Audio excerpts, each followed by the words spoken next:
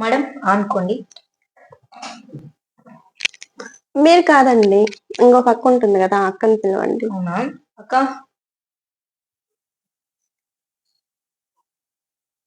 మీరు కూడా కాదు, ఇంకొక అక్క ఉంటుంది కదా. ఎవరు కావాలండి? ముందు ఇంకొక అక్క ఉంది కదా మేడం. ఆ అక్క రాదండి. ఎందుకు మేడం? మీరు ఇచ్చే ఛార్జీలకి ఆ అక్క శాలరీకి సరిపోవట్లేదంటండి, అందుకని రావట్లేదు. ఎందుకు? వాళ్ళ ఇంట్లో ఒప్పుకోవాలి కదండి, శాలరీస్ పెంచాలి.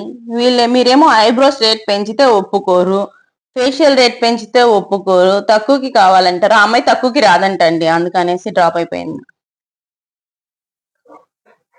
ఏ ప్రొఫెషన్ లో అయినా గ్రోత్ ఉంటుందండి. మొన్న వీడియో పెడితే దాంతో కూడా పెట్టారు. 10 years బ్యాక్ ఏ ప్రైజెస్ ఉన్నాయో ఇప్పుడు కూడా అవే ప్రైజెస్ కి చేస్తున్నారు. ఇంకా మేము ఎలా డెవలప్ అవ్వాలి అనేసి. యాక్చువల్ గా ఈ ప్రొఫెషన్ ని మేము కష్టపడి కాదు, ఇష్టపడి చేస్తున్నాము. అన్ని ప్రొఫెషన్స్ లో కష్టాలు ఉంటాయి, అలాగే బ్యూటీ ప్రొఫెషన్ లో కూడా కష్టం ఉంది. కానీ ఈ ప్రొఫెషన్ ని మేము ఇష్టపడి ఎంచుకొని చేస్తున్నాము. దీంతో ఇన్కమ్ ని చూడాలి అని. ప్రతి పని కష్టమైనా కూడా ఇష్టపడి ఎందుకు చేస్తాము అంటే ఇన్కమ్ కోసం.